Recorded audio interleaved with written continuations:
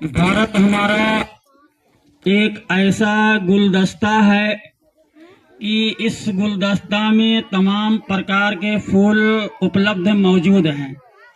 यानी अर्थात मेरा कहने का तात्पर्य यानी मकसद ये है कि जिस प्रकार से गुलदस्ता के अंदर तमाम चंपा, चमेली, बेला फूल होते हैं, ऐसे भारतवर्ष के अंदर हिंदू, मुस्लिम, सिख, ईसाई, जैन, बौद्ध, पारसी, आस्तिक, नास्तिक, एंग्लो तमाम कम्युनिटी के लोग भारत में निवास करते हैं। लेकिन जब मुस्लिमों का कोई त्योहार आता है तो मुस्लिम धर्म के लोग, समुदाय के लोग अपनी कहने में जहाँ पर इबादत करते हो जाते हैं। हिंदू भाइयों का जब कोई पर्व त्योहार आता है हिंदू भाई जाते हैं। लेकिन 26 जनवरी या 15 अगस्त का जब कोई पर्व आता है तो भारत माँ के नाम पर हिंदू, मुस्लिम, सिख, ईसाई हर समाज के लोग भारत माता के बैनर तले, तिरंगा के नीचे जोश खरोश के साथ, हर्षोल्लास के साथ गणतंत्र दिवस मनाते हैं। और हमें और आपको मनाने की आवश्यकता है। किसी शायर यानी कवि ने क्या कहा, अजाने मुस्कुराती है भजन की बागवानी में, अजाने मुस्कुराती है भजन की बागवानी में, बटन राजीव लगाता है रफ़ी की शेरवानी में, रज़ा की ईद पर शंकर सिवैयाँ खूब खाता है, रज़ा की ईद पर शंकर सिवैयाँ खूब खाता है। अरे मदीना मुस्कुराता है यहाँ गंगा के पानी में, मदीना मुस्कुराता है यहाँ गंगा के पानी में। मैं ज्यादा समय नहीं लूंगा, 2 मिनट और ले रहा हूं क्योंकि अभी मैं एक विद्यालय से आ रहा हूं और हम लोग अभी कार्यक्रम को संपन्न किए हैं। लेकिन हमारे अजय सर हैं और मैं तमाम जो अभिभावक हैं, जो विद्यार्थियों के जो माता पिता, मैं उनसे अनुरोध ये करना चाह रहा हूं, हमारा भारत कैसे आजाद हुआ। हमारे भारत का संविधान आज के दिन 26 जनवरी 1950 को भारतीय संविधान यानी इंडियन कॉन्स्टिट्यूशन को डॉक्टर B.R. अम्बेडकर साहब, जिसे सिंबल ऑफ नॉलेज कहा गया, जब भारतीय संविधान बनाने की बारी आई थी तो बड़े बड़े कहने मतलब विद्वान मौजूद थे। पंडित श्यामा प्रसाद मुखर्जी, मौलाना आजाद साहब, महात्मा गांधी और तमाम लोग मौजूद थे। लेकिन जब संविधान लिखने की बारी आई तो किसी के माँ के अंदर वो दम नहीं था कि संविधान लिख दे। आखिर तमाम लोग मजबूर हो गए, symbol of knowledge doctor B.R. Ambedkar साहब से निवेदन किया कि आप संविधान लिखें। Doctor B.R. अम्बेडकर साहब कौन है? Doctor B.R. अम्बेडकर साहब 9 भाषाओं के ज्ञाता हैं, 32 डिग्रियां हैं, 6 बार PhD अपने लाइफ के अंदर किए हुए हैं। सिंबल ऑफ नॉलेज कहा गया। Oxford university, Cambridge university, Harvard university को यानी बारहटला से लेकर के philosophy master, MSc, MA, B.Ed, LLB तमाम डिग्रियां प्राप्त किए थे। तो डॉक्टर B.R. अम्बेडकर साहब ने भारतीय संविधान को 2 साल 11 महीने 18 दिन लगा लिखे थे। मालूम है, जब बाबा भीमराव अंबेडकर साहब पढ़ने के लिए जाया करते थे, उनके साथ में छुआछूत भेदभाव होता था। उन्हें बाबा साहब को पानी नहीं पीने देते थे। जब शिक्षक पढ़ाने के लिए तैयार होता था तो बाबा साहब को विद्यालय से निकाल देते थे।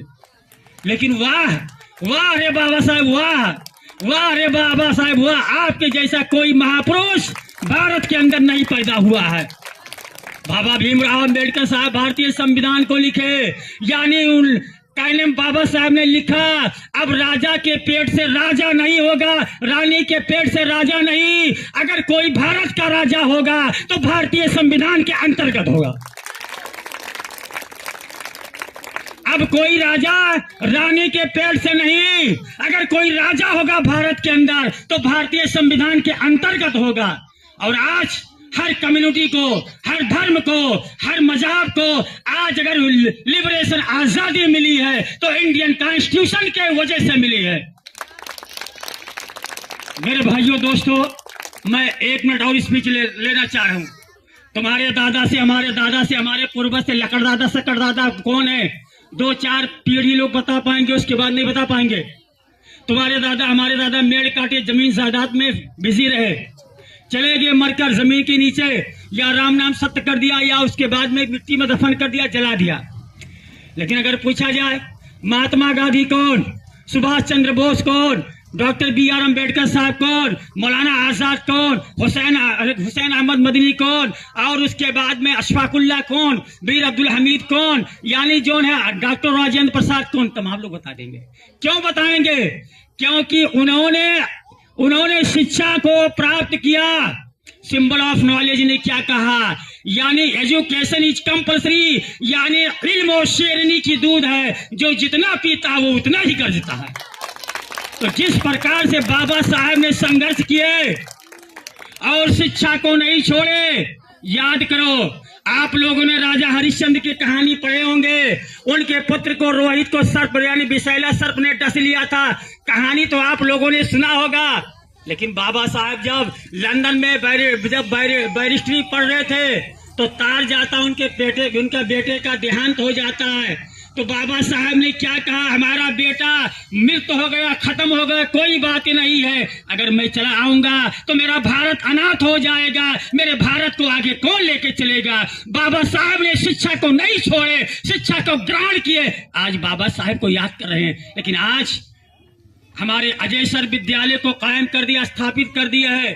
लेकिन कहने मतलब बच्चे को जो है जिस तरीके से टीचर पढ़ाते हैं, अरे अपने बच्चों को माता पिता का भी कर्तव्य है कि तुम्हारा बच्चा क्या पढ़ता है क्या नहीं पढ़ता है, मैथमेटिक्स कैसा है, इंग्लिश कैसा है, साइंस कैसा है, ज्योग्राफिया क्या कहते हैं, ज्योग्राफी कैसा है, उसके बारे में आपको भी देखने की आवश्यकता है। क्योंकि सिर्फ केवल जो शिक्षक गण के ऊपर डिपेंड निर्भर नहीं कर सकते हैं।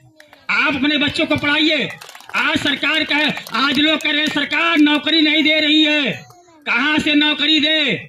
हमारा बच्चा, आपका बच्चा कमला पसंद, रजनीगंधा और तमाम किस्म के सिगरेट, बिल, सफोर, स्क्वायर पी रहा है, घूम रहा है, चाय पी रहा है, मौज मस्ती कर रहा है। अरे जब बच्चे को विद्यालय में, अजय सर के विद्यालय में भेजोगे तभी तो बच्चा पढ़ लिख कर होशियार होगा।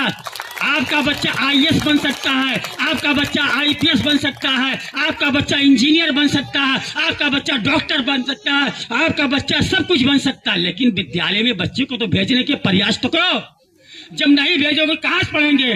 घर में नहीं है दाने अम्मी चली भुलाने, घर में नहीं है दाने अम्मी चली भुनाने, और शाहरुख खान की फिल्म पिट गई वो थी राम जाने। शाहरुख खान की फिल्म पिट गई वो थी राम जाने। 2003 में शाहरुख खान का राम जाने फिल्म था, वो फ्लॉप हो गया था, देख लीजिए मोबाइल पे सर्च करके।